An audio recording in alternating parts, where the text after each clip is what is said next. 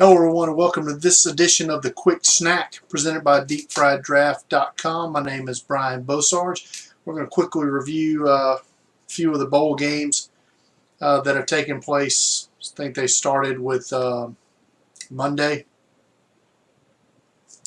and we'll go from there. We're also going to talk about this week's Senior Bowl invite exceptions.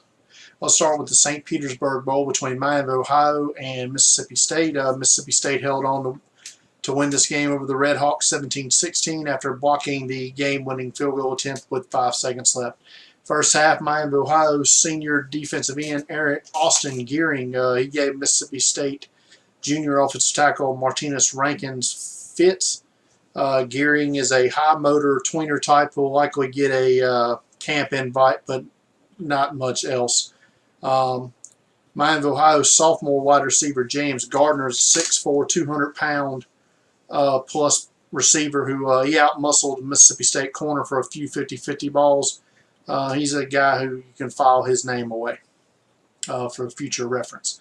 The Quick Lane Bowl in Detroit saw Boston College hang on to beat Maryland 36-30. This was really the Harold Landry show. With those not familiar with Landry, he's a junior edge rusher for Boston College, and he dominated Maryland's offensive line in this game. Finished with 1.5 sacks, 1 interception, and a few deflected passes. Rumor is he's going to be entering the NFL draft, and his stock's probably not going to be any higher than it is right now. He's probably a top 10 edge rusher in this draft class, which probably puts him in the mid-second round range, in my opinion. But he's definitely a good player.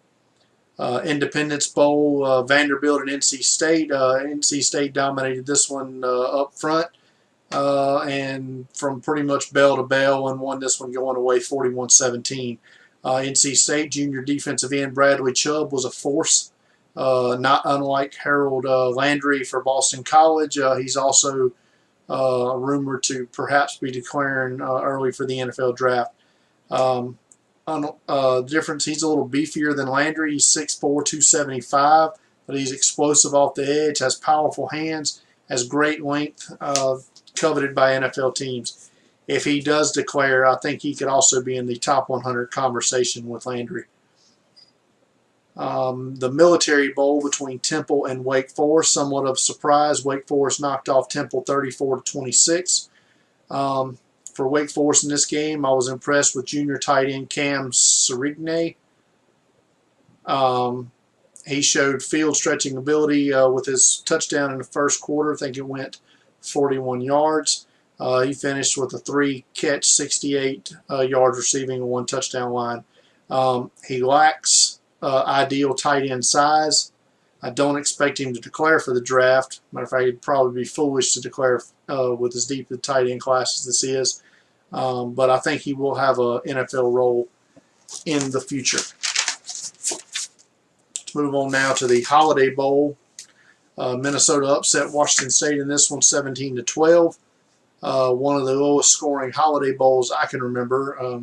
I blame the early start time and bad field conditions. No wonder the Chargers want to leave. That field was trashed. Washington State junior quarterback Luke Falk, who earlier this week head coach Mike Leach said was coming back for his senior season. He looked like he had a case of the dead arm in this one. I mean, he probably has thrown about 700 passes this year. His timing, he was misfiring on a lot of his throws. Didn't have the normal zip he normally has on the football. I think they also had a bad game plan going into this one. They kept challenging the best defensive back for the Gophers in Jalen Myrick, senior corner. Myrick had an outstanding game, and he kept senior wide receiver Gabe Marks in check. And I'm also about ready to close the book on Mitch Leidner, the quarterback prospect from Minnesota, and move on to Mitch Leidner, the tight end prospect from Minnesota. Leidner has the size and athleticism to be an NFL tight end, but it's starting to become glaringly obvious that he doesn't have the skill set to be an NFL quarterback. The New Era Pinstripe Bowl from Yankee Stadium saw Northwestern upset Pitt in this one 31-24. Pitt senior quarterback Nathan Peterman, who will be going to the Senior Bowl, and junior running back James Conner, who was already declared for the draft, both got knocked out of this game. Conner got knocked out in the first half with a concussion. I believe a concussion also took Peterman out in the third quarter, although they never really said during the broadcast.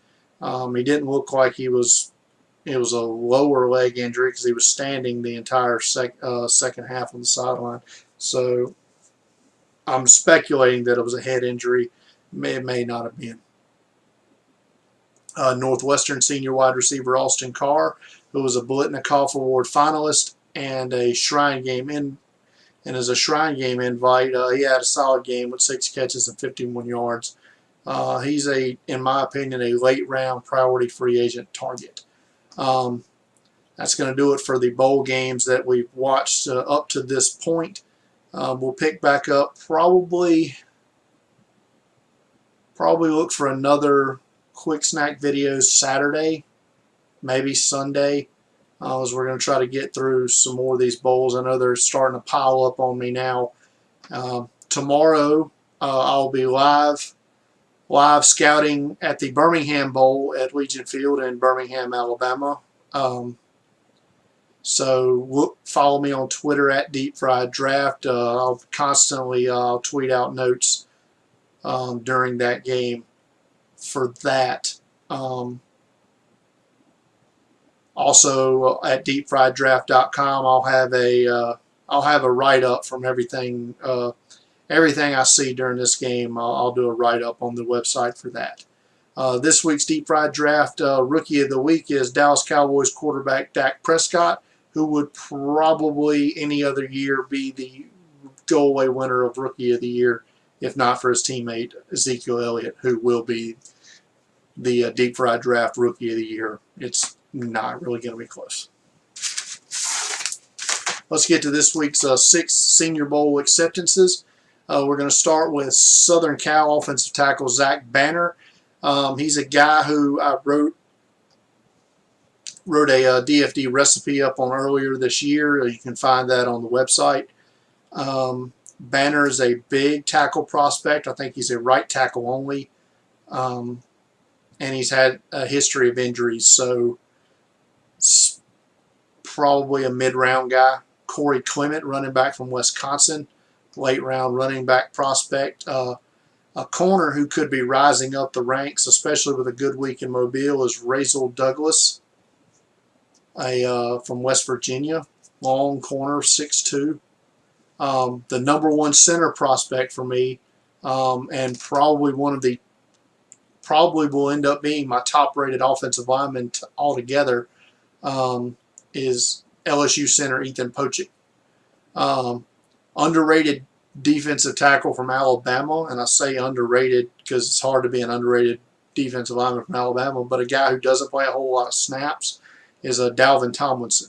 But he's a big body, can clog up a lane. He'll have a role in the NFL. Another Alabama player this week is Cole Mazza. He's a long snapper.